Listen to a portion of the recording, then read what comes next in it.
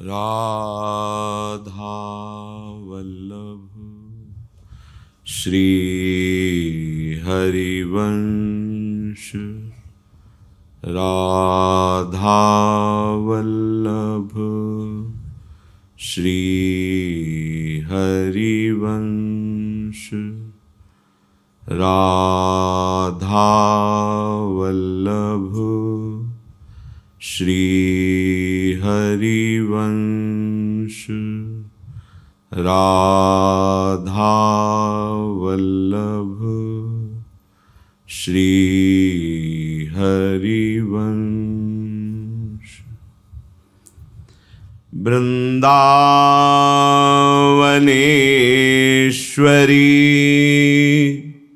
तवैव पदारविन्दं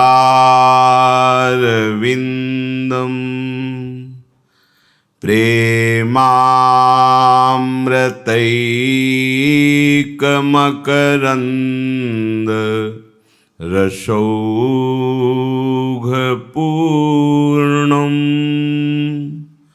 हृद्यर्पितं मधुपते स्मरतापमुग्रं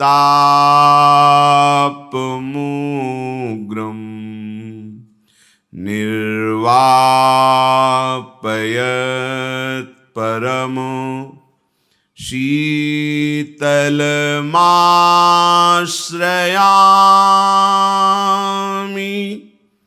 निर्वापयत् परमो शीतलमाश्रयामि।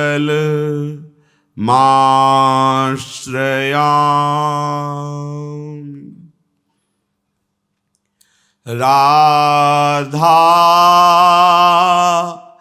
राधा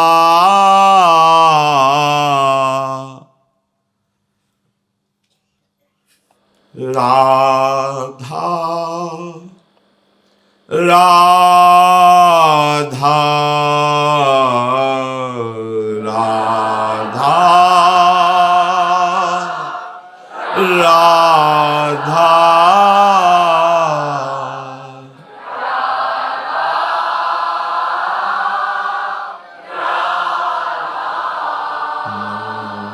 राधा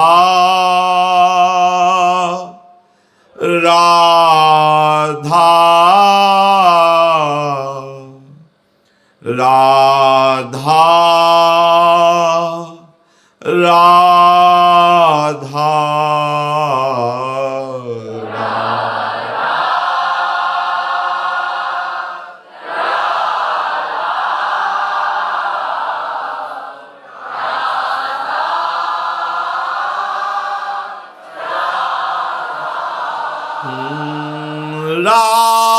राधा राधा राधा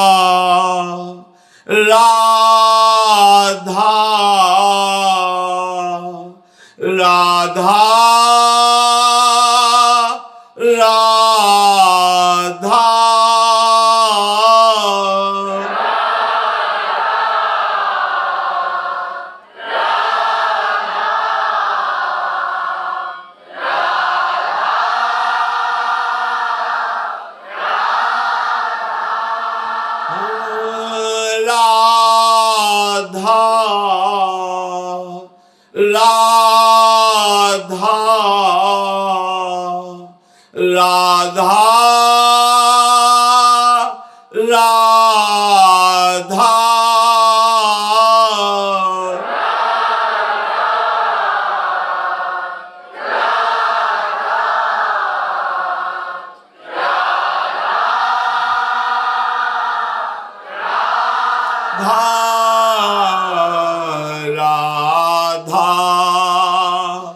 राधा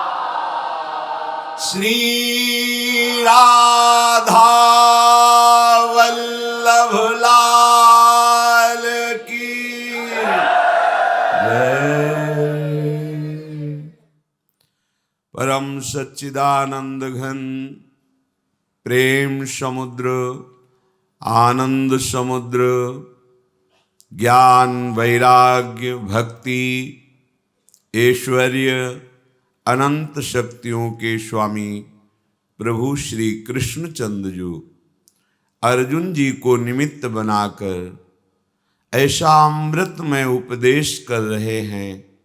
यदि हम श्रद्धा विश्वास पूर्वक श्रवण करें, एकाग्र बुद्धि रखकर महत्व भाव रखकर मनन करें और अपने आचरण में उतारें, अपनी धारणा बना लें, तो इसी जन्म में समस्त संचित कर्मों को भस्म करके क्रियमाण को निष्प्रभावित करके प्रारब्ध को सहने की शक्ति दे करके उस महा आनंद का अनुभव करा दे वचन, जहां किंचिन मात्र भी दुख का लेश नहीं है।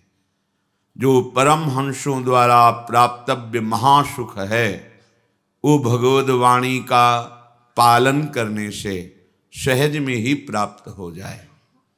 बस हमारी इस जन्म की एक ही लगन लग जाए कि मुझे भगवत साक्षात्कार हो।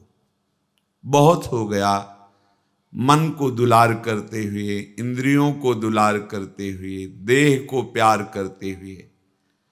अब इस प्रकृति से हम अपना चिंतन हटा करके एकमात्र परब्रह्म परमात्म तत्व, जिसे योगियों ने परमात्मा कहा, ज्ञानियों ने ब्रह्म कहा, भक्तों ने भगवान कहा, वही हम वृंदावन वासियों के परम लाडिले युगल सरकार श्री श्यामा श्याम हैं। हमारा चित्त निरंतर इनके चिंतन में रहे, कभी एक क्षण भी खाली ना जाए। जहां जहां हमारा मन जाए वहां वहां हम अपने प्रभु के देखने की भावना करें, या अपने मन को वहां से हटाकर अपने लक्ष्य में, नाम में, मंत्र में, प्यारी जू प्यारे जू के रूप में, उनकी सेवा चिंतन में, उनके लीला गायन में, लीला चिंतन में, तो हमारा जीवन धन्य हो जाएगा। धन्य धन्य धन्य तेई जे इनके उपास्य है। वो धन्य हो गया, धन्य हो गया, धन्य हो गया जो इनकी उपासना, अत्यंत लाडिले प्रेम खिलौना श्री प्यारी जू प्यारे जू। धन्य धन्य धन्य तेई जे इनके उपास्य है। और जितना भी देखा जा रहा है, सुना जा रहा है जगत का प्रपंच, ये सब दुख स्वरूप ही है। भास रहा है सुख, है नहीं सुख। धीरे धीरे जैसे अंतःकरण पवित्र होगा, आपको इस बात का साक्षात्कार होगा कि जगत भास रहा है नहीं। प्रभु दिखाई नहीं दे रहे, पर कण कण में विराजमान है। अर्जुन जी ने प्रभु से प्रश्न किया, किम तद्ब्रह्म किम अध्यात्मम किम कर्म पुरुषोत्तम अधिभूतम च किम प्रोक्तो मधिदैवम किमुच्यते अधियज्ञः कथम कोत्र देहेस्मिन् मधुसूदनो प्रयाण काले च कथम गेयोषि नियतात्मभिः। हे पुरुषोत्तम, वह ब्रह्म क्या है, अध्यात्म क्या है, कर्म क्या है, अधिभूत किसको कहते हैं, अधिदैव किसको कहा जाता है, अधियज्ञ कौन है, और वो परमात्मा इस देह में कहाँ कैसे रहता है। हे मधुसूदन, वशीभूत अंतःकरण वाले उपासक के द्वारा अंतकाल में आप कैसे उसे प्राप्त होते हैं, कैसे जानने में आते हैं। अर्जुन जी ने श्री भगवान से ऐसा प्रश्न किया। श्री भगवान बोले, अक्षरम ब्रह्म परमम स्वभावोध्यात्ममुच्यते भूत भावोद्भव करो विसर्गः कर्म संगितः। हे अर्जुन, परम अक्षर ही ब्रह्म है। अक्षरम ब्रह्म परमम,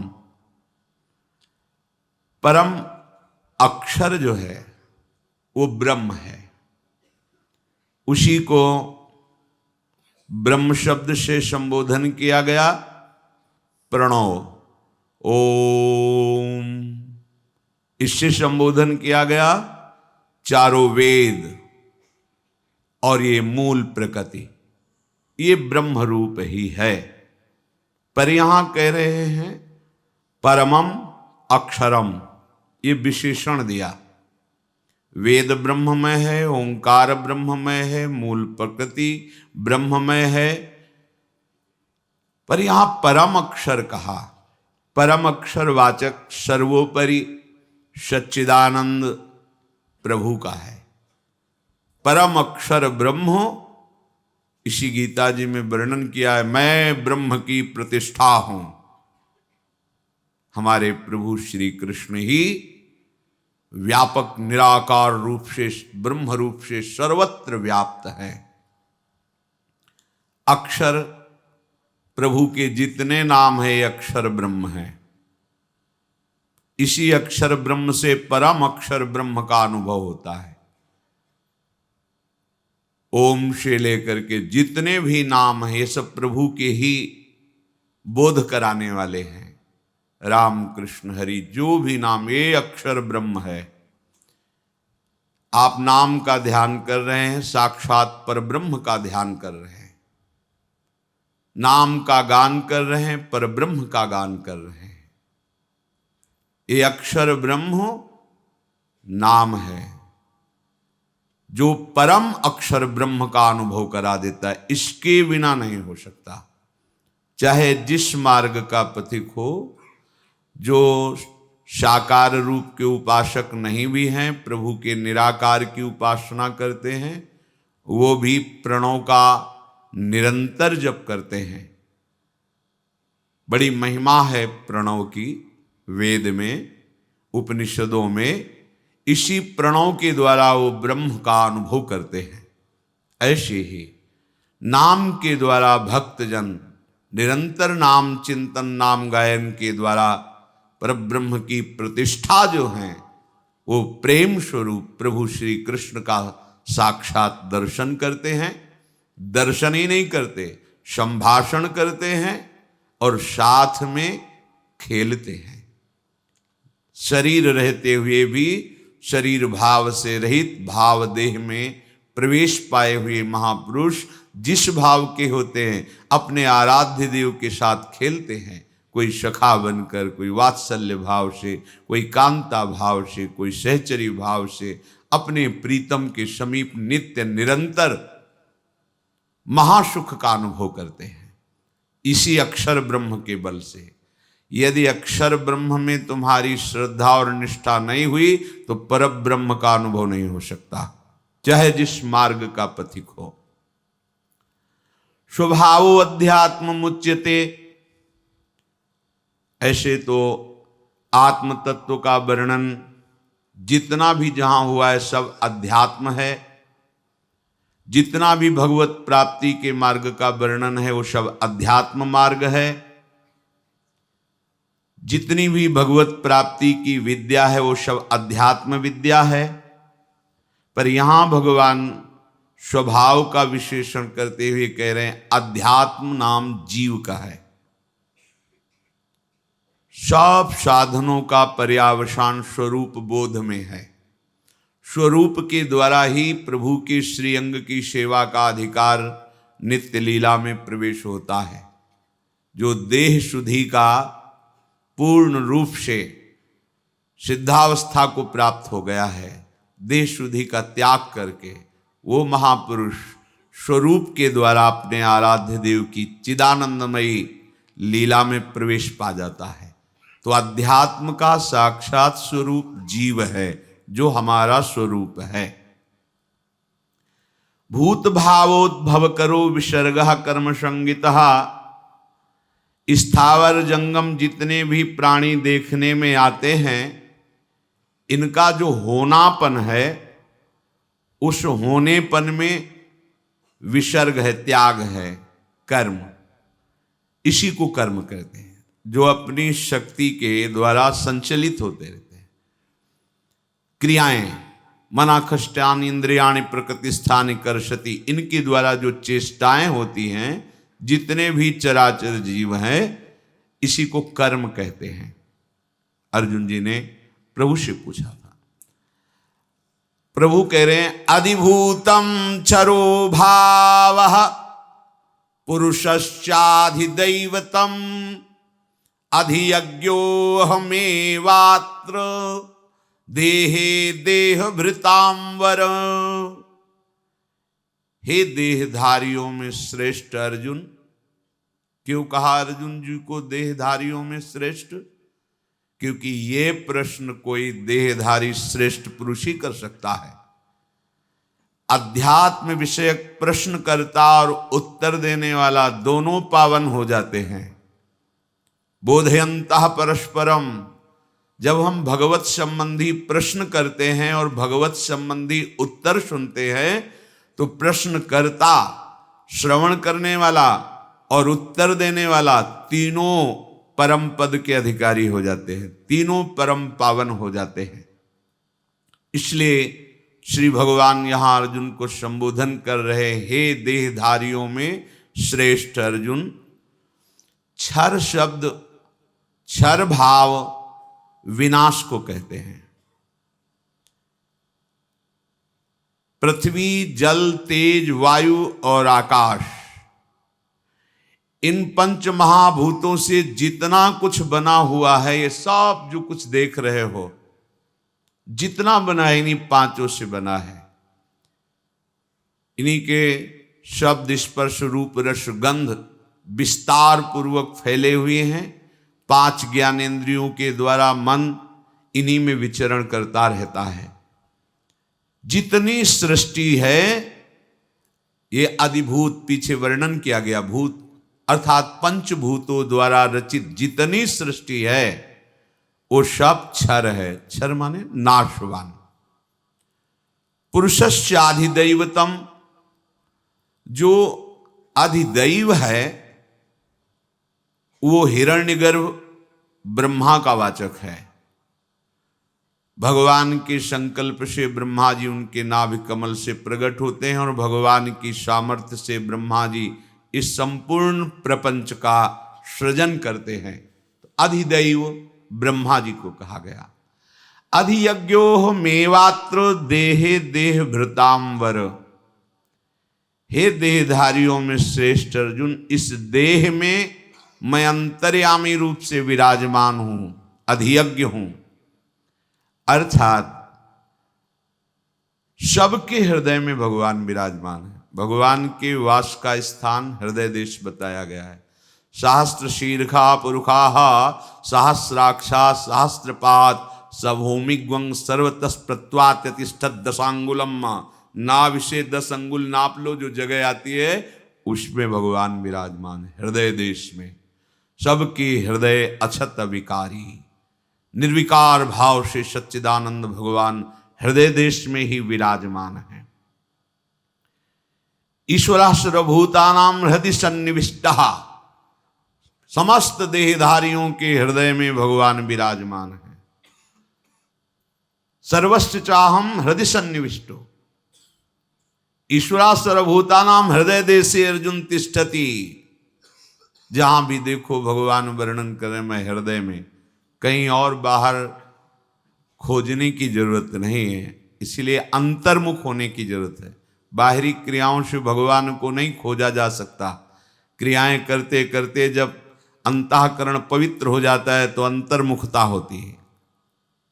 किसी क्रिया से भगवान को नहीं पाया जाता, निष्क्रिय होकर के, और हमारा स्वरूप निष्क्रिय ही है। जब हम अंतर्मुख होते हैं नाम रूप लीला धाम का आश्रय लेकर के, तब वो हमारे हृदय में ही प्रकाशित हो जाता है।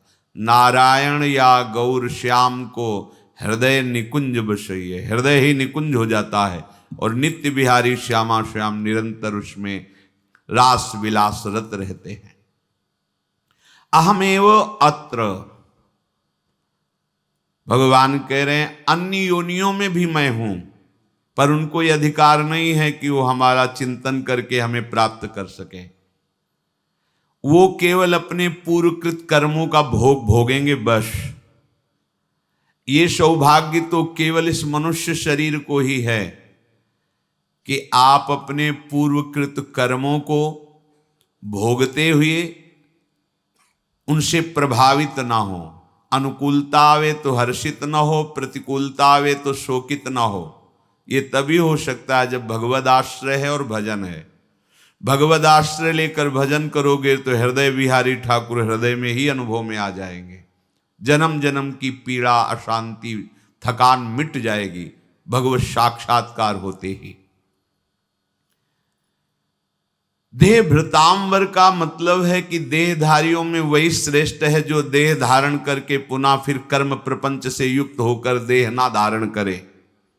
अर्थात अब हमारा जन्म कर्म संस्कार के बंधनों से आगे ना हो, ये अंतिम जन्म हमारा हो, तभी देह धारण करना श्रेष्ठ है, क्योंकि अंतिम देह है।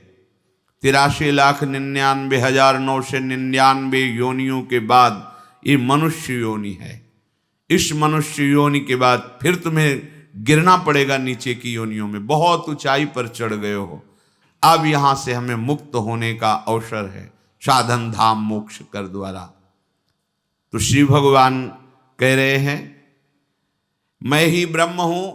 पहले तो अलग अलग वर्णन किया, मैं ही ब्रह्म हूं, मैं ही अध्यात्म हूं, मैं ही कर्म हूं, मैं ही अधिभूत हूं, मैं ही अधिदैव हूं, मैं ही अधियज्ञ हूं।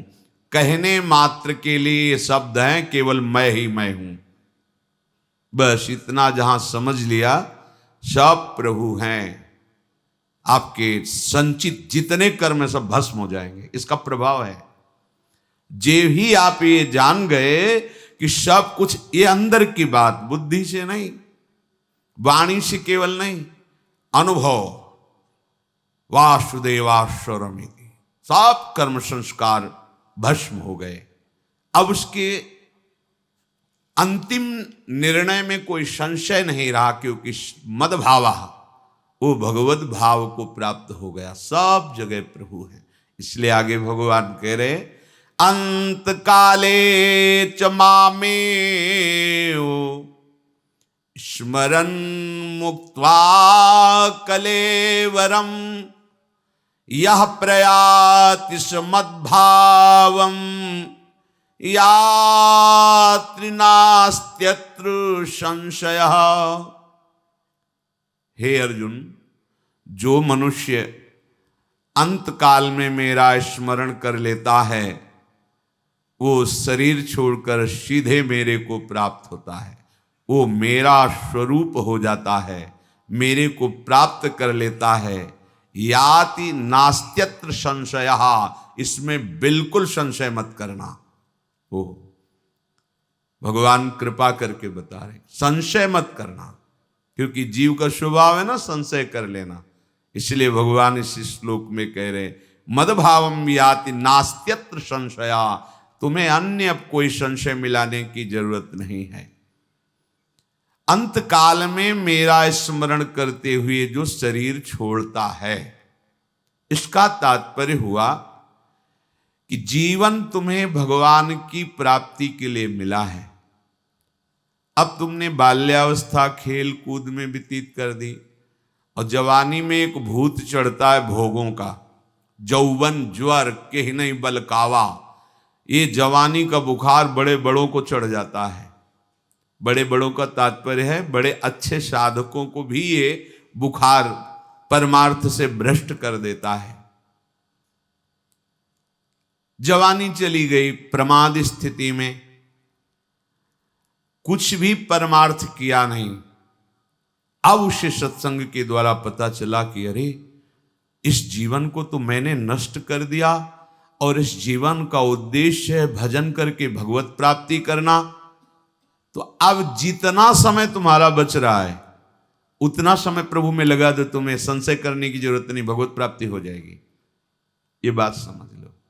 ये बहुत छूट दे रहे हैं भगवान कि अब जैसे जो प्रपंच में समय व्यतीत हो गया 60-70 वर्ष की अवस्था, अब क्या करूं, अभी चांस है, अभी भगवत प्राप्ति हो सकती है।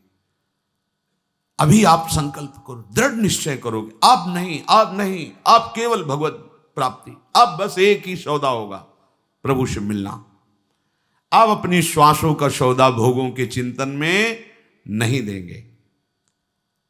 बस अपने को असमर्थ समझकर मेरा आश्रय लेकर जीव ही मेरे भजन में लगेगा तो चाहे जितने मिनट हो उतने में भगवत प्राप्ति हो जाएगी। बहुत बड़ी छूट है ये, भगवान की तरफ से बहुत बड़ी छूट है।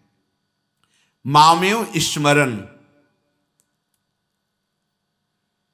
यदि ये बहुत अंतर की बात है, कोई आपके आसपास जीव मर रहा हो या कोई शरीर छोड़ रहा हो, मनुष्य शरीर, बिल्कुल आपके परिचय का नहीं, बिल्कुल आपको किसी भी तरह से वहां नहीं जाना चाहिए, ऐसा भी हो तो भी जाए और वहां कोई सुने ना सुने उसके कान में पहुंच जाए, इतनी दूर से भी आवाज दे दो राधा राधा राधा राधा, बस चले आओ।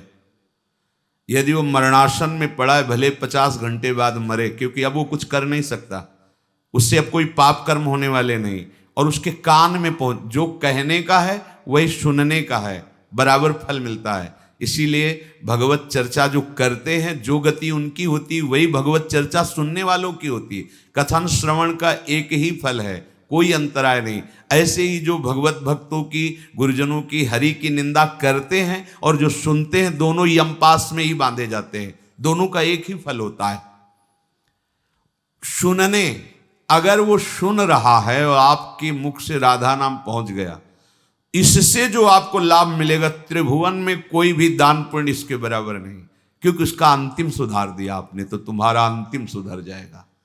कोई भी कुत्ता है, कोई भी जीव मर रहा है, श्रवणेंद्री तो है ही ना सबके पास, वो समझ नहीं रहा, पर राधा, और शरीर छोड़ेगा तो भगवान को प्राप्त होगा, प्रभु को प्राप्त होगा। ये सबकी समझ में आएगी नहीं बात, जीवन उसका सार्थक हो जाएगा, चाहे पशु हो, पक्षी हो, कोई हो। अंतिम, अगर कहीं आपको ऐसा अवसर मिले तो ऐसा करना। पूज्य राधा बाबा के चरित्र में आता है, अवध धाम दर्शन करने के लिए गए तो प्रवेश करते ही अवधपुरी में उनको एक ऐसा पशु दिखाई दिया जो गधा, कई जगह से उसे कौआ कुत्तों ने काटा था, घाव था, जबाने से कि तड़प रहा था। संत का हृदय परम दयालु, दया से भरा होता है, माँ की तरह होता है। बैठ गए, देखा लाखों मक्खियां भिनभिना, अपना अचला उतारा, उसके घावों से मक्खियां हटाकर उड़ा दी। देखो कैसा संयोग, अवधपुरी का प्रभाव उस जीव को मिल रहा है। एक भगवत साक्षात्कार किए हुए महापुरुष का वस्त्र उसके शरीर, बाबा उसके मस्तक पर हाथ से, और बाबा राधा नाम प्रेमी, अयोध्या में सुना रहे हैं उसको, राधा राधा राधा। भाई जी थोड़ी थोड़ी देर में जानकारी करते थे बाबा कहाँ हैं, क्योंकि बाबा कभी भी भाव दशा में खड़े हैं तो खड़े, कई बार ऐसा देखा गया, धूप में खड़े खड़े कहाँ जा रहे हैं कोई शुद्ध नहीं, तो बाबा उनकी देख रेख, भाई जी इनका बाबा कहाँ है, अब सब बाबा कहाँ है, पीछे लौटे, वहां देखा बैठे, ऐसे दुलार कर रहे हैं, लाल काशाय वस्त्र उड़ाए हुए। कितना सौभाग्य उस जीव का धाम की कृपा से मिला। देखो बाबा कनक बिहारी जी के दर्शन का एक समय है, आप चलो, तो उनका नहीं, अब जब तक इसको भगवत प्राप्ति नहीं हो जाती हम उठ के जाने वाले नहीं। अब ऐसे महापुरुष का संकल्प, थोड़ी देर में उसके प्राण निकल गए वो दर्शन करने। ये किसी भी जीव का यदि अंतिम समय हो, आप बराबर ना टिक पाए, तो उसके पास नाम सुना दीजिए। उसको सुनने मात्र से उसकी भगवत प्राप्ति हो जाएगी, भले 3 दिन बाद मरे, क्योंकि वो कोई कर्म नहीं कर सकता, चाहे मनुष्य हो कोई जीव। जब अंतिम स्थिति होती, शिथिल स्थिति होती, उसमें शुभ अशुभ कोई कर्म नहीं कर सकता, तो अंतिम समय ही उसका माना जाता है। अंतिम कर्म उसका वही होगा जो आपने नाम सुना दिया, ये उसका कल्याण कर देगा, परम कल्याण कर देगा।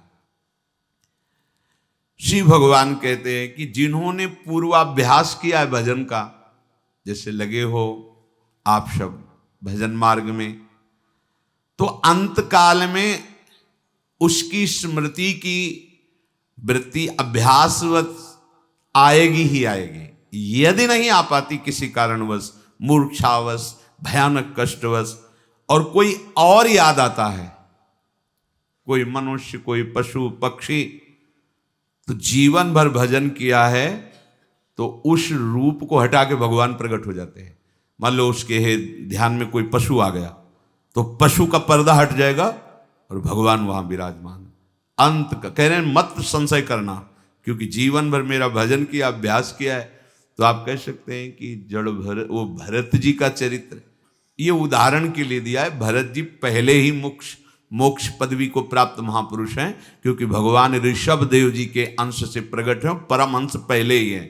भगवान जगत शिक्षा देने के लिए अपने समान महापुरुषों के साथ ही लीला करते हैं। जैसे नारद जी को ब्याह के लिए व्याकुल हो जाना, नारद जी में कहीं भी स्वप्न में कहीं भी किंचन मात्र कभी कोई विकार जागृत नहीं हो सकता, क्योंकि वो भगवान के साक्षात स्वरूप है। पर लीला जब होती तो समान स्थिति वालों के साथ ही वो लीला होती। तो प्रभु ये करके हमें शिक्षा देते, अन्यथा जो भगवत साक्षात्कार किए हुए महापुरुष हैं उनमें किसी भी विकार का कभी भी कहीं भी प्रवेश नहीं हो सकता।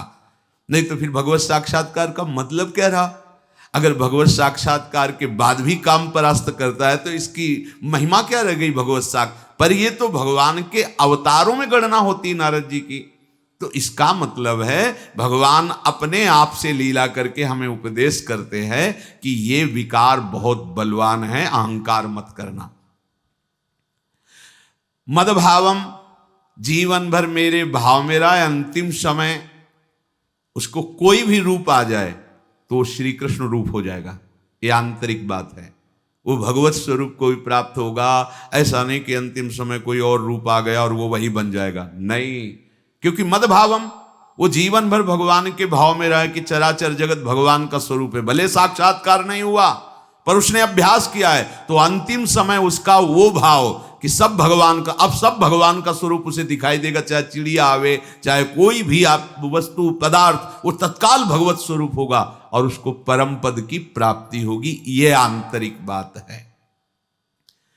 भगवान की उपासना करने वालों के अंतिम समय में भगवान जब देखते हैं कि स्मरण करने लायक नहीं रह गया है, इसके यंत्र जो करण हैं सब विक्षिप्त हो रहे हैं, मूर्छित अवस्था को, तो भगवान स्वयं उसके हृदय में स्मृति रूप से स्फुरित हो जाते हैं। पीछे भी वर्णन हुआ है।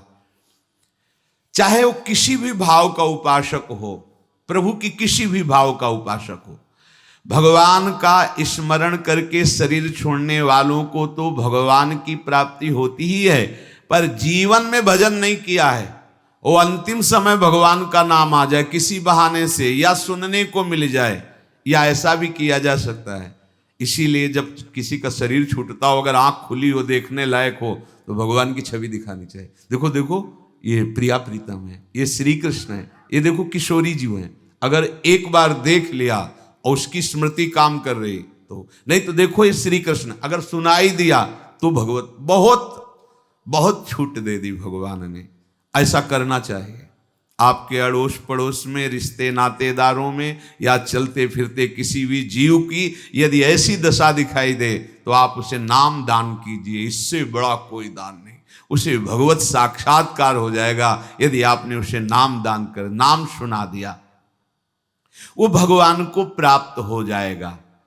और जिसने केवल माया गुणों से संबंध रखा है, भोगों से संबंध रखा है, कभी भगवान के भक्तों का संग नहीं, कभी भगवत कथा नहीं, कभी भगवान नाम जप नहीं, कभी भगवत धामों की यात्रा नहीं, तो उनको ऐसा संयोग ही नहीं मिलेगा कि कोई उन्हें नाम सुना दे या वो प्रभु की छवि को देखकर अटक जाएं, ऐसा उनको संयोग। इसीलिए डरते रहो भाई, ये जीवन व्यर्थ ना जाए। भगवान ने विशेष छूट दे दी है मरणासन व्यक्ति को। वो कैसा भी आचरण वाला जीवन में रहा हो, कैसा भी भाव वाला रहा हो, कैसे भी जीवन व्यतीत किया हो, यदि किसी भी कारण से अंतिम समय मेरी याद आ जाए तो उसे भगवान कह रहे हैं मेरी ही प्राप्ति होगी, इसमें कोई संशय नहीं।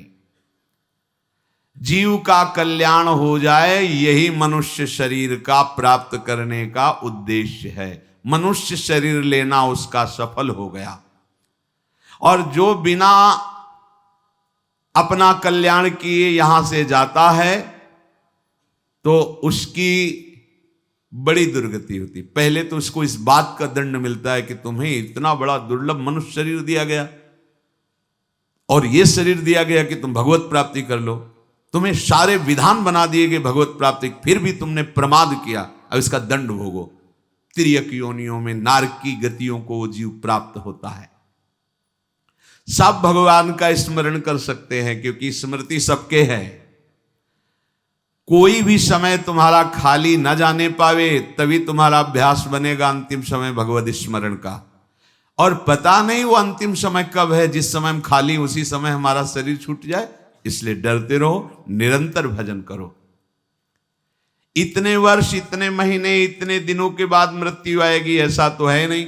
गर्भ से लेकर के वृद्धावस्था तक कभी मर सकते हो, जन्मते ही मर सकते हो, कुछ दिनों में मर सकते हो, वर्ष में मर सकते हो, पता नहीं कब। तो हमें हर समय भजन का अभ्यास करना चाहिए। अगर किसी का शरीर छूटने का समय है कि वो बीमार रहता है, पड़ा है जाए, तो अगर आपके पास समय हो तो रोज जाके थोड़ी देर भगवत चर्चा सुना देनी चाहिए, भगवत कीर्तन सुना देना। बहुत बड़ी ये, इससे बड़ा त्रिभुवन में कोई दान नहीं। सबसे बड़ा त्रिभुवन में यही दान होगा कि कोई बीमार हो, मरणासन में हो, तो उनके परिवार वालों के हाथ जोड़ के हमें कुछ चाहिए नहीं, बस हमें 10 मिनट समय दे दो, भगवान का गोपाल शास्त्र नाम सुना दे, कोई भगवान के पद सुना दे, प्रियालाल की यश कीर्ति सुना दे, उनका नाम कीर्तन कर दे और प्रणाम करके भगवान इस जीव का परम कल्याण कर दो। हे नाथ, इसको स्वीकार। इससे जानते हो तुम भगवत पार्षद पद में जाओगे, सीधे श्री जी के अत्यंत कृपा पात्र बनोगे अगर आप ऐसा। पर ऐसा वही कर सकता है जो मान रहित है। तो नहीं नहीं चलो हमारे यहाँ ये सब क्या है, वो बीमार पड़े तुम यहाँ हल्ला मचाने आ गए, ऐसा भी डांट लग सकती। अपने को डांट की परवाह नहीं करनी, अपने को उस जीव का कल्याण हो जाए इस भावना से। अजामिल जी ने पुत्र को बुलाया था नारायण, बड़ी महिमा भगवान के नाम की। देखो आपने लोग तो धामवासी हैं, बिल्कुल चिंता नहीं करना। तस्मात् शास्त्रम प्रमाणम, इसका प्रमाण है। अयोध्या, मथुरा, माया, काशी, कांची, अवंतिका, पुरी, द्वारावती, चयु सप्तैता मोक्षदायिका। ये मथुरा मंडल, काशी जी, अयोध्या, द्वारिकापुरी, कांची, माया, पुरी, अयोध्या, इनमें अगर शरीर छूटता है तो किसी भी भाव में हो वो भगवान को प्राप्त होगा। जहिरेनु पर मरिबो मंगलाय, ये 84 कोस ब्रजभूमि माथुर मंडल, यहां अगर शरीर छूटता है तो निश्चित श्री कृष्ण को प्राप्त होता है। इसमें कोई गणित लगाने की जरूरत नहीं कि अंतिम समय उसको क्या स्मरण आएगा। अंतिम समय, या इसमें लिखा है जब कोई इन जगहों पे प्राण छोड़ता है तो वहां के अधिष्ठात अंतिम समय उसकी स्मृति में आकर के, तभी हम एक बार इस धाम में बोला था कि जब वृंदावन में कोई शरीर छोड़ता है तो वृंदा सखी की प्रेरणा से कोई ना कोई सखी आके उसके हृदय में प्रियालाल की स्मृति जगा दे, राधा राधा। बोले कहाँ लिखा है? हमको हमारी छाती में लिखा है। क्योंकि कुछ बातें ऐसी होती हैं जो हृदय में स्फुरित होती है। ये ग्रंथ बड़े सूक्ष्म हैं, आपकी पहुंच नहीं। पढ़ लो, कहीं ना कहीं लिखा होगा, और नहीं है तो लिख लो, फिर पढ़ लेना, लिख लो, वही होगा।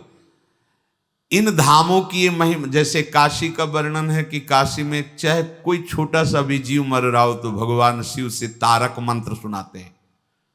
अपने अपनी पुरियों के अधिष्ठात्र जो देव हैं वहां के वासियों का परम कल्याण करने के लिए अंतिम समय चाहे जो भी जीव हो, इसीलिए तो कहते हैं वृंदावन के नाली का कीड़ा बना दो, श्रीपाद प्रबोधानंद जी।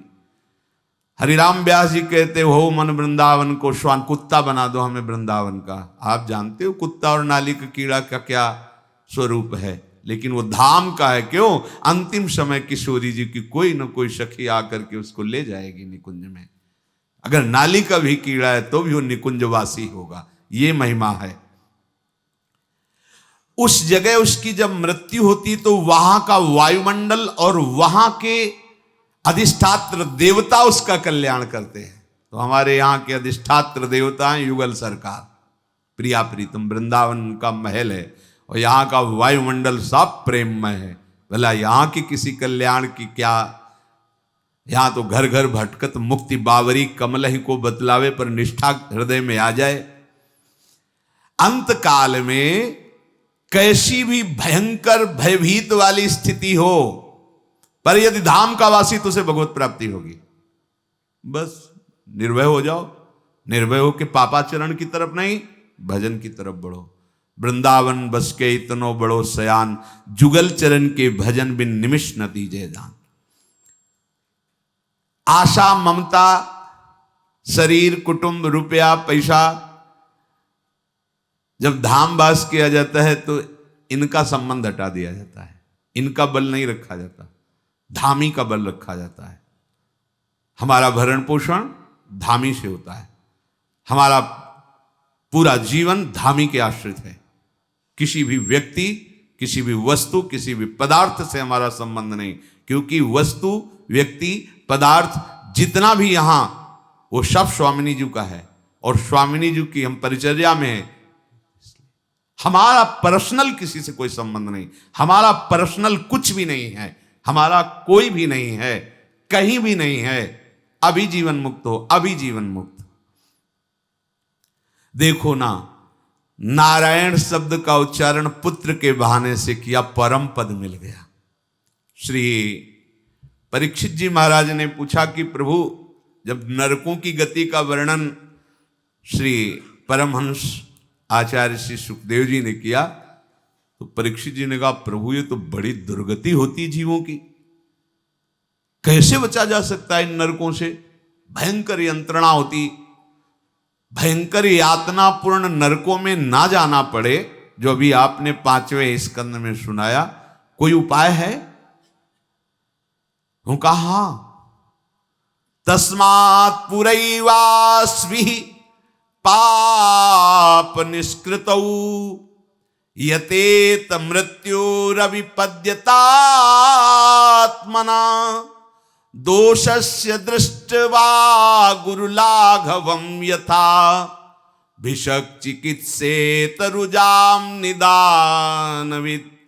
परीक्षित, इसीलिए बड़ी सावधानी से सजगता पूर्वक मृत्यु आने के पहले जो जो तुमने पाप इस जन्म में किए हैं उनका प्रायश्चित कर डालो।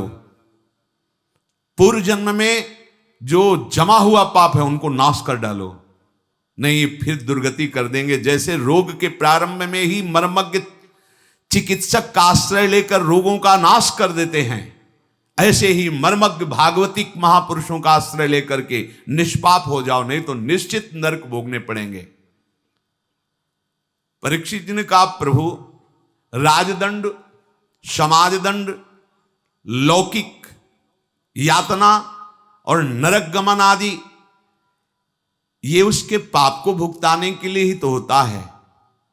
पर प्रभु वो क्या पाप भुगतने के बाद फिर पाप करना बंद कर देगा? नहीं, क्योंकि पाप नष्ट हो गए दंड के द्वारा, पर पाप प्रवृत्ति तो बनी रही, फिर वो पाप करेगा, फिर वो पाप करेगा। ऐसी अवस्था में क्या उसका प्रायश्चित हुआ? फिर वो इकट्ठा कर लेगा पाप। अगर प्रायश्चित के द्वारा पाप नष्ट हो जाते हैं तो पाप की प्रवृत्ति तो बनी रहती है, देहाभिमान तो बना रहता है। प्रभु फिर ऐसे पुरुष का प्रायश्चित तो ऐसा हुआ जैसे हाथी का स्नान। तो वास्तविक प्रायश्चित क्या होगा कि ना पाप रहे और ना पाप प्रवृत्ति रहे।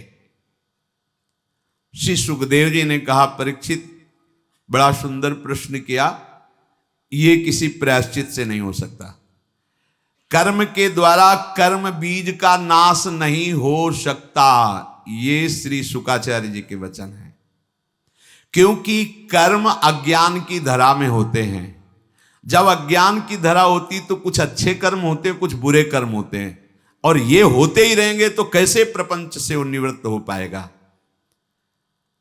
हां, जो केवल सुपथ्य का सेवन करे, वैद्य की आज्ञा के अनुसार चले, कुपथ्य सेवन न करे, तो रोग धीरे धीरे फिर नष्ट हो जाएगा। वैद्य है सदगुरुदेव, सुपथ्य है उनका बताया हुआ उपासना मार्ग, और कुपथ्य है जो निषेध किया गया उसे स्वीकार न करो, तो ये भवरोग नष्ट हो जाएगा। पाप और पाप के सारे जो प्रवृत्तियां हैं कराने वाली, वो नष्ट हो जाएंगी। जैसे बांसों की झुरमुट में लगी आग पूरे बांस के वन को ही जला देती है, ऐसे ही श्रद्धावान विश्वासी उपासक जब गुरुदेव का आश्रय लेता है तो ब्रह्मचर्य, तपस्या, इंद्रिय दमन, मन की स्थिरता और बाहर भीतर की पवित्रता और निरंतर भजन, इनके प्रभाव से सारे पाप और पापों की प्रवृत्ति का नाश कर देता है। प्रभु की शरणागति में कोई बिरले ही इस आज्ञा के अनुसार चल पाते हैं। इसीलिए जैसे कोहरे को केवल सूर्य ही हटा सकते हैं, दीपक आदि की सामर्थ्य नहीं, ऐसे ही पाप प्रवृत्ति और पापों का नाश केवल भगवान के आश्रय से हो सकता है। गुरुदेव की आज्ञा में रहकर भगवत भजन करते हुए निष्पाप, अरे आप निष्पाप क्या, दूसरों को निष्पाप, मम भक्ति युक्तो भुवनम पुनातु, भुवनों को पावन करने की सामर्थ्य आ जाती है। पापी पुरुष की जैसी शुद्धि हरि को आत्मसमर्पण करने से और भक्तों का संग करने से होती है, वैसी किसी भी तीर्थ, अवगाहन या तपस्या आदि से नहीं होती है। पापी पुरुष की जैसी शुद्धि भगवान को आत्मसमर्पण करने और उनके भक्तों का संग करने से होती है, ऐसी किसी तपस्या या तीर्थ अवगाहन आदि से नहीं होती। जगत में बड़ा गूढ़ मार्ग है भक्ति पंथ, ये सर्वश्रेष्ठ है, इसमें गिरने का भय नहीं है भक्ति पंथ में। क्योंकि करो सदा तिनके रखवारी, जिम बालक राखे महतारी।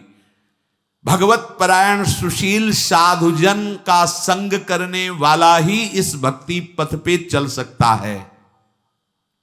परीक्षित, जैसे शराब से भरे घड़े को गंगा जल रखने पर भी उसे पवित्र नहीं माना जाता। शराब की बोतल में गंगा जल भर करके सोचो हम किसी देव आराधन कर लें, वो नहीं रहा।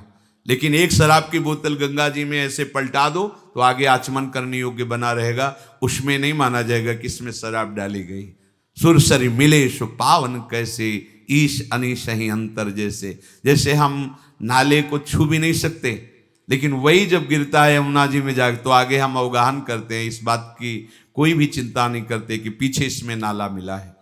पर अगर हम एक बाल्टी यमुना जल लेके नाला में मिला दे जाके, तो क्या स्नान करने योग्य नाला हो जाएगा क्या?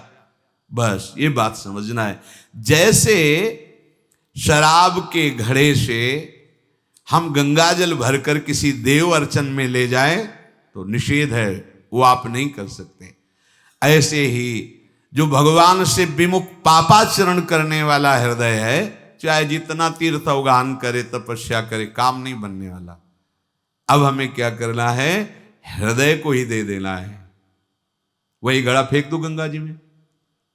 अब वो ऐसा थोड़ी होगा कि इसमें घड़ा फेंक दिया गया अब गंगा स्नान नहीं हो सकता। नहीं, सूर्य सर मिले सो पावन कैसे, अर्थात अपने हृदय को आत्मसमर्पण कर दो भगवान के भक्तों के चरणों में, वो परम पावन हो जाएगा। भगवद विमुख मनुष्य को किसी भी तीर्थ में या किसी भी साधन में पवित्रता प्राप्त नहीं हो सकती। जिन्होंने अपने भगवद गुणानुरागी मन मधुकर को प्रभु श्री कृष्ण के चरणारविंद का मकरंद रस पान करा दिया, उन्होंने सारे पापों का प्रायश्चित कर लिया। स्वप्न में भी यमराज या यमराज के दूत उसे देख भी नहीं सकते, नरक की बात क्या। परीक्षित इस विषय में महात्मा लोग एक इतिहास कहते हैं, वो भगवान श्री हरि के पार्षद और यमराज के दूतों का संवाद है। ध्यान से सुनो। कन्नौज में एक दासीपति ब्राह्मण रहता था, उसका नाम था अजामिल। दासी संसर्ग से, वैश्या के संग से दूषित होने के कारण उसका पूरा ब्राह्मणत्व नष्ट हो गया था, सदाचार नष्ट हो गया था। वो इतना नीच प्रवृत्ति का हो गया था कि बटोहियों को बांधकर उन्हें लूट लेता और उनकी हत्या कर देता। जुए के छल से धन, किसी को धोखा दे के धन, किसी को चोरी से, निंदनीय वृत्ति से लेकर के वो वैश्या को देता और उसी के पास रहता और उसी के अपवित्र अन्न से अपने प्राणों का पोषण करता। बहुत से प्राणियों की हत्या करता रहता था। वो वैश्या के संग में कई बच्चे प्रकट किए। आयु का 88 वर्ष बीत गया। बूढ़े अजामिल, कोई सत्कार्य नहीं, कोई सच्चिंतन नहीं, कोई भगवत चिंतन नहीं।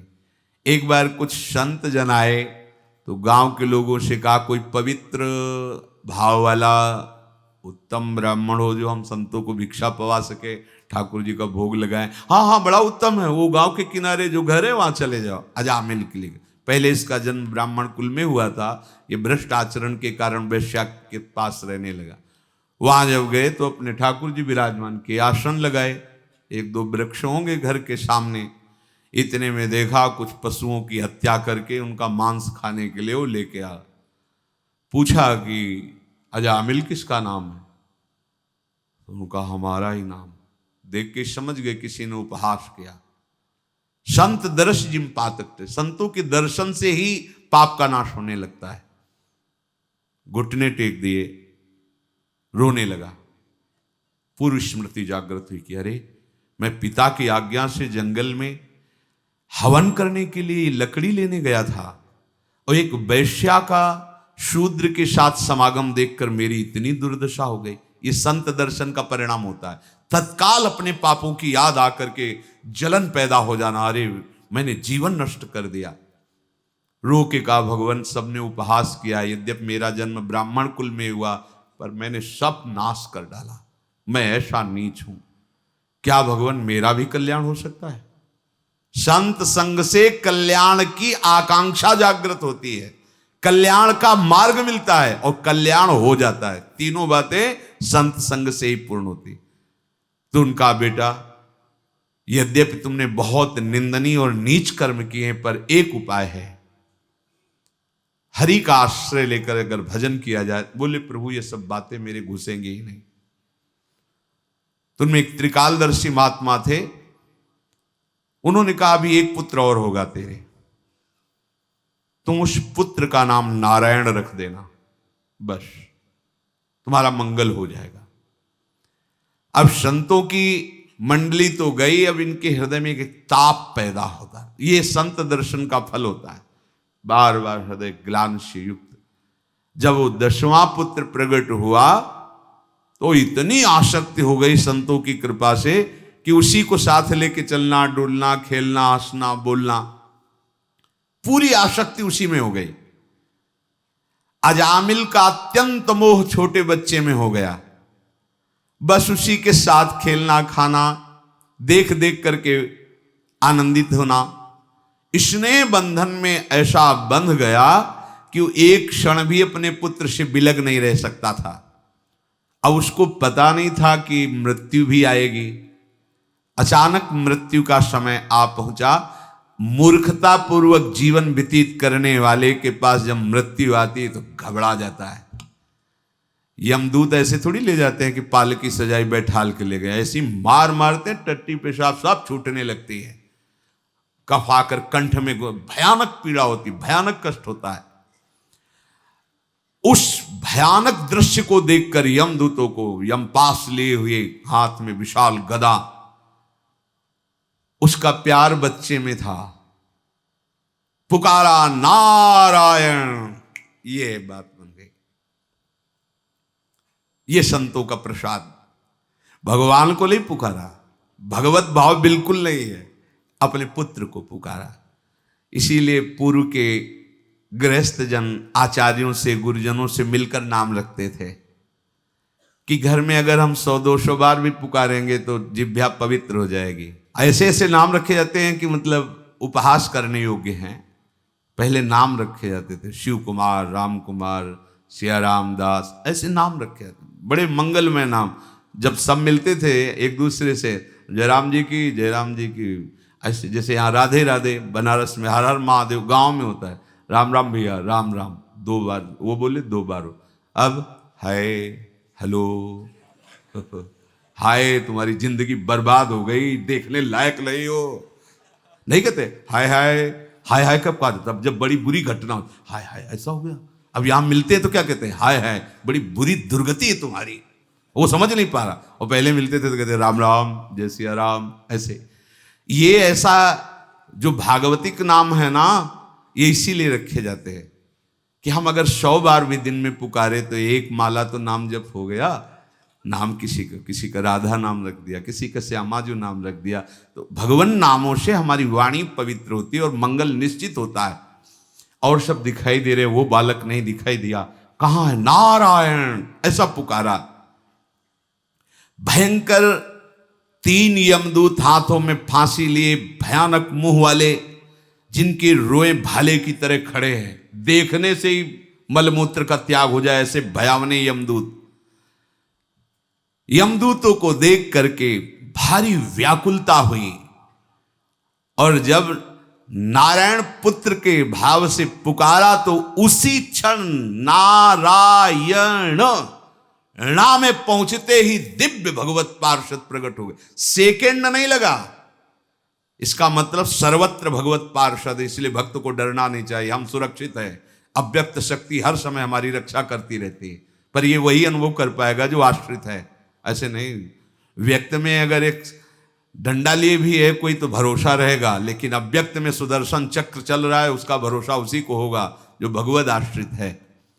जे ही भगवान के पार्षद आए, एकदम जैसे किसी को अग्नि की ज्वाला से निकालकर परम शीतलता में डाल दिया। एक तरफ भयंकर भय प्रदान करने वाले यमदूत और एक तरफ दिव्य पार्षद भगवान के, श्याम घन कांति जगमग जगमग हो रही, 4 भुजा धारण किए हुए, सब कमल नयन नेत्र, मंद मुस्कुराते हुए अजामिल की तरफ, बड़ी शीतलता।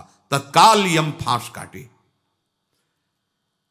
यमराज के दूत उसके सूक्ष्म शरीर को बांध चुके थे यम पास में, बलपूर्वक यम पास को काट दिया। यमराज के दूतों ने कहा कि आप तो विशिष्ट तेजों में दिखाई दे रहे हैं, धर्मराज की आज्ञा का त्रिभुवन में कोई उल्लंघन कर सके ऐसा अभी तक हमने नहीं देखा। आप कौन हैं दिव्यजन जो यम पास को काट दिया? यम पास को काटना कोई साधारण बात नहीं। कौन है? किसके दूत हैं? हमें क्यों रोक रहे हैं? आप लोग कोई देवता हैं या कोई सिद्ध श्रेष्ठ जन है? क्योंकि इसके नीचे कोई हो नहीं सकते तुम। इतनी सामर्थ्य नहीं है कि हमारे सामने खड़ा हो सके कोई। यमदूत कोई ऐसे थोड़ी होते हैं। हम देखते हैं कि तुम्हारे नेत्रों से करुणा बरस रही, कमल दल नेत्र कोमलता से भरे। तुम सब रेशमी पीतांबर धारण किए हो, तुम्हारे सिर पर मुकुट है, कानों में कुंडल है, गले में कमल का हार लहरा रहा है, सबकी नव किशोर अवस्था है, सब भगवत पार्षद रूप। ऐसे ही हमारी श्री जी की सहचरियां सब नव किशोरी, किशोरी मातमानम किमि सुकुमार। एक दासी के सौंदर्य का ऐसा वर्णन है कि करोड़ लक्ष्मी मूर्छित हो जाए। लक्ष्मी कोटि विलक्ष लक्षण रसल लीला किशोरी सतई राधाध्यम ब्रजमंडलेत मधुरम। ऐसे थोड़ी ठसक आती है हमारे माई श्यामाजू को राज। करोड़ लक्ष्मी मूर्छित हो जाए, ऐसा राधा दासी का वैभव होता है, ऐसा राधा दासी का सौंदर्य होता है। तुम्हारी किशोर अवस्था है, सुंदर सुंदर 4 भुजाएं हैं, तुम धनुष तरकस तलवार गदा शंख चक्र कमल आदि धारण किए हुए हो।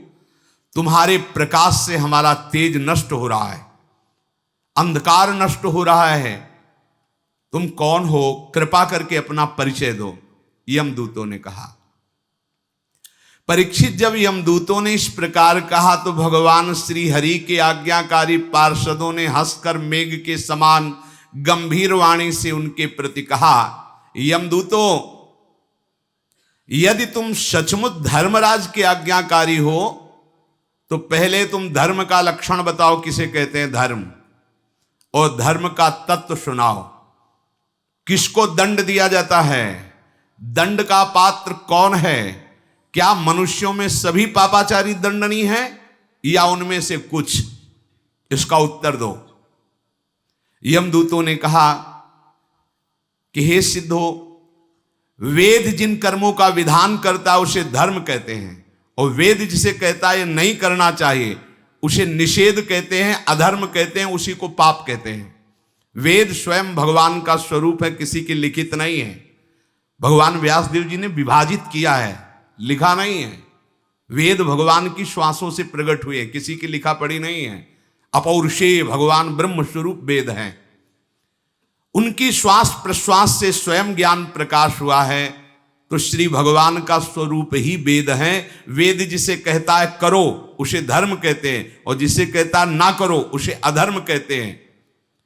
जगत के रजो में, तमो में एवं सत्व गुण में, ये तीन गुण में सभी पदार्थ, सभी प्राणी, ये सब इन्हीं गुणों से चलाए जा रहे हैं, और ये गुण भगवान के आश्रित हैं। वेद गुण नाम कर्म रूप आदि के अनुसार उनका यथोचित विभाजन करता है। हे महापुरुषों, ये जीव, ध्यान से सुनना, शरीर अथवा मन वृत्तियों से जो भी कर्म करता है उसको किसी गवाही की जरूरत नहीं है। ये सदैव साक्षी रहते हैं। सूर्य, अग्नि, आकाश, वायु, इंद्रियां, चंद्रमा, संध्या, रात, दिन, दिशाएं, जल, पृथ्वी, काल और धर्म, इसके किसी की गवाही की जरूरत नहीं होती कि हाँ कोई गवाही है तो हमने कहाँ पाप किया है। नहीं, ये हर समय मौजूद रहते तुम्हारे पास। जो भी तुम कर्म करते हो इनकी दृष्टि में कर रहे हो। सूर्य, अग्नि, आकाश, वायु, इंद्रियां, चंद्रमा, संध्या, रात, दिन, दिशाएं, जल, पृथ्वी, काल और धर्म, और ये सब धर्मराज की सभा में मूर्तिमान होकर रहते हैं। इनकी उपस्थिति में उसका निर्णय किया जाता है। सेकंड से भी कम हिस्से में निर्णय हो जाता है, वहां थोड़ी कि मुकदमा चलेगा। 1 सेकंड के कम हिस्से में निर्णय हुआ, अमुक नरक में अमुक कल्प तक ऐसा ऐसा, इसके बाद इस योनि की प्राप्ति। दंडनीय को निश्चित दंड दिया जाता है। पाप कर्म करने वाले सभी मनुष्यों को उनके कर्मानुसार हमारे भगवान यमराज विशेष दंड देते हैं। हे निष्पाप पुरुषों, कोई भी प्राणी कर्म किए बिना नहीं रह सकता, और जो प्राणी कर्म करता है वो गुणों से संबंध रखता है, इसलिए सभी से कुछ न कुछ पाप बनता है और कुछ न कुछ पुण्य बनता है।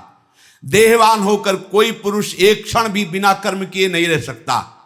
इस लोक में जो मनुष्य जैसा कर्म करता है, अधिक अधर्म या अधिक धर्म, दोनों को फल भोगना पड़ता है, स्वर्ग या नरक। परलोक में उसको वैसे ही उतने ही हिसाब से दंड या पुरस्कार मिलता है।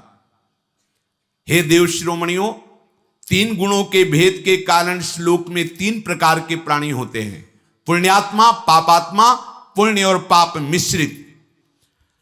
तो पुण्यात्मा सुखी, पापात्मा दुखी, और पुण्य पाप दोनों से मिश्रित सुखी और दुखी। परलोक में इसी त्रिविधता का अनुमान करके उनको दंड दिया जाता है। वर्तमान समय में ही पता लगा लिया जाता है कि आगे चलकर क्या बनेगा। आचरण, वर्तमान समय का आचरण ही भविष्य का निर्माण कर देता है। अब ये सुअर बनेगा, अब ये कुत्ता बनेगा, राक्षस बनेगा, इसके आचरण है वही नहीं कहते देखो आचरण देखो राक्षसों जैसे, मतलब निश्चित हो रहा है कि वो राक्षस योनि को जाएगा। हमारे स्वामी अजन्मा भगवान सर्वज्ञ यमराज सबके अंतःकरण में विराजमान होकर के प्रतिपल सबको देखते रहते हैं, सबकी गवाही की जरूरत नहीं। और वो जो जैसा कर्म करता है वैसा ही उसके स्वरूप का निर्माण वो करते रहते हैं। जैसे सोया हुआ ज्ञानी पुरुष स्वप्न के समय प्रतीत हो रहे कल्पित शरीर को अपना वास्तविक शरीर मान करके नाना प्रकार की चेष्टाएं स्वप्न में देखता है, पर जगने पर वो ना शरीर होता है, ना वो वस्तु होती है, ना वो चेष्टाएं होती हैं। ऐसे ही मोह निद्रा में इस शरीर पर ममता करके, अहमता करके नाना प्रकार की कल्पनाएं और चेष्टाएं करता है, उसको वहां जाकर के दंड भोगना पड़ा है। वैसे सब स्वाप्निक ही। सच्चा ज्ञान हो जाए तो ना कोई नरक है, ना स्वर्ग है, ना शुभ है, ना अशुभ है, एकमात्र भगवान। पर ये बिरलों का ही मार्ग होता है। सिद्ध पुरुषों, जीव इस शरीर से 5 कर्मेंद्रियों से लेना देना, चलना फिरना आदि काम करता है। 5 ज्ञानेंद्रियों से रूप रस आदि 5 विषयों का भोग करता है। 16वें मन के साथ 17वां स्वयं मिलकर के ये जो चेष्टाएं करता है, उसको जन्म लेना ही पड़ता है, उसको नरक भोगना ही पड़ता है, उसको विषयों के भोग का परिणाम मिलता ही है। ये 3 गुणों वाला लिंग शरीर जो 16 कलाओं से युक्त है, बार बार जन्म मरण हर्ष शोक भय पीड़ा देना ही होता है इसे। ये जो अज्ञानवश लोग काम क्रोध लोभ मोह मद मत्सर इन 6 शत्रुओं पर विजय नहीं प्राप्त कर रहे और इनकी प्रेरणा के अनुसार विभिन्न वासनाओं के द्वारा पाप कर्म कर रहे हैं, उनको भोगना पड़ेगा, निश्चित भोगना पड़ेगा। रेशम का कीड़ा अपने ही जाल में फंस करके मोह का शिकार बनकर मारा जाता है, उबाला जाता है रेशम निकालने के लिए। कोई भी शरीरधारी एक क्षण भी बिना कर्म किए नहीं रह सकता।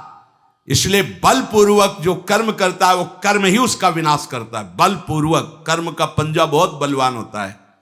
चाहे वो स्त्री हो चाहे पुरुष हो, चाहे वो बालक हो जवान हो बूढ़ा हो, ये नहीं देखा जाता। तुम्हारे जो कर्म है उनका हिसाब तुम्हें मिलेगा। हे देव शिरोमणियों, आप जानते हैं अजामिल शास्त्रज्ञ था, शीलवान था, सदाचार था, सद्गुणी था, व्रतधारी था, विनयी था, जितेंद्री था, पवित्र था। इसने अतिथि अग्नि वृद्ध पुरुषों की सेवा की थी। परंतु यह अहंकारी एक वैश्या के उस विलास को देखकर अपने को नहीं रोक पाया और भ्रष्ट हो गया। बस उस दिन से अभी मरने तक इसने केवल पापाचरण ही किया है। ये नहीं रोक पाया अपने को। बस सुंदर सुंदर वस्त्र लूटकर उस वैश्या को देना, कैसे वो वैश्या प्रसन्न होगी। सारा का सारा जीवन उस उल्टा को रिझाने में लगा दिया। ये स्वच्छंद चारणी वैश्या के अधीन होकर मनमानी पाप करता रहा है। अब इसको दंड देना दंड पानी भगवान यमराज का कर्तव्य होता है। इसलिए हम इसको बांध के ले जाएंगे और वहां दंड देंगे। परीक्षित भगवान के नीति निपुण एवं धर्म का मर्म जानने वाले पार्षदों ने जब यमदूतों का ये अभिभाषण सुना तो हंसते हुए कहा, यमदूतों, बड़े आश्चर्य की बात है, बड़े खेद की बात है कि धर्म का ज्ञान रखने वालों में भी अधर्म का प्रवेश हो रहा है। क्योंकि निरपराध और अदंडनीय को दंड देना यह अधर्म है।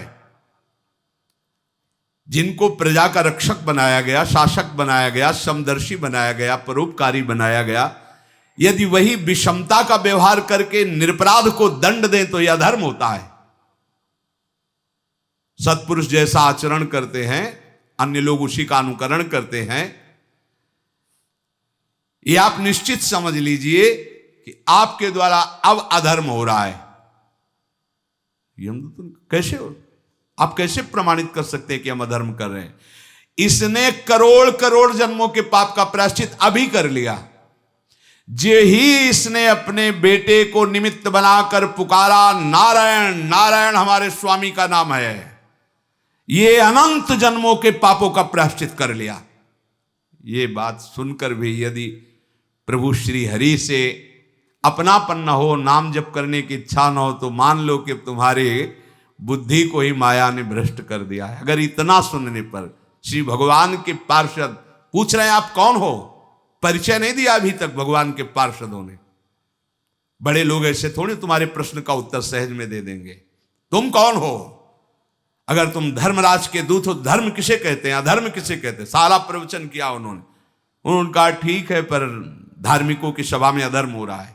जानते हो इस अजामिल ने करोड़ करोड़ जन्मों के पापों का प्रायश्चित कर लिया, क्योंकि इसने विवश होकर सही, पुत्र के लिए ही सही, पर मेरे स्वामी का नाम उच्चारण किया, नारायण। जिस समय इसकी जिह्वा में नारायण ये 4 अक्षर उच्चारण किए गए, उसी समय इसने अनंत जन्मों के पापों का प्रायश्चित कर लिया। आगे बहुत जोर की बात कह रहे हैं।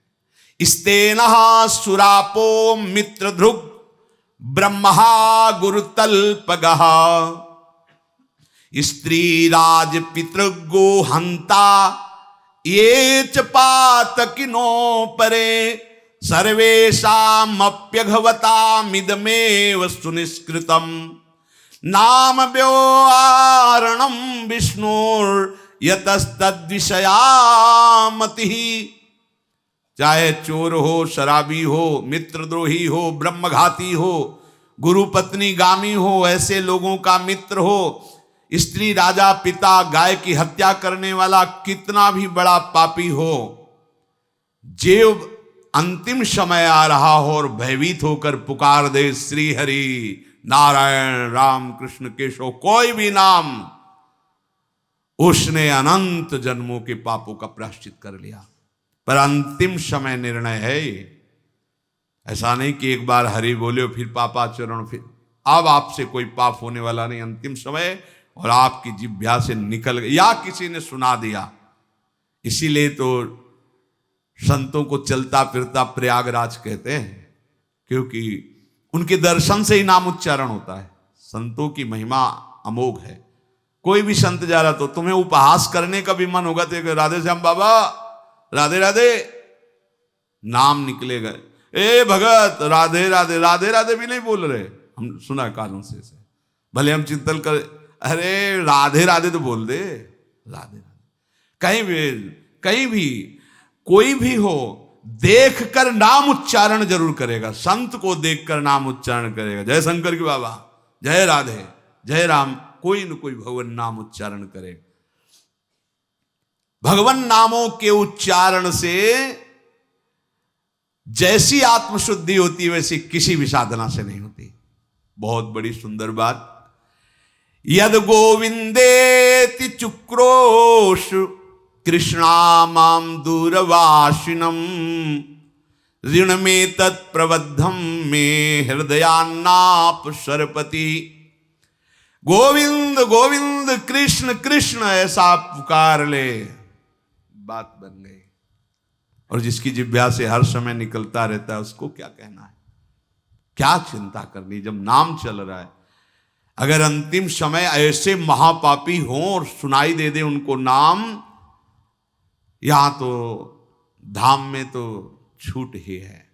कैसा भी कोई भी आकर वास करे, यहाँ चलत फिरत सुनियत है श्री राधा वल्लभ लाल, ऐसे वृंदा विपिन में बसत रहो सब काल। 10 जगह हरिनाम अखंड कीर्तन चल रहा है, 10 जगह धाम में बहुत कथाएं होती, भगवत चर्चा, लाखों ठाकुर आराधनाएं सब अपनी अपनी कुटिया में ले भक्तजन करते। ऐसे वातावरण में मरने वाले को भगवत प्राप्ति नहीं होगी और क्या होगा। अगर कहीं एक संत विराजमान हो तो योजनों के अंतर्गत उनका प्रभाव होता है।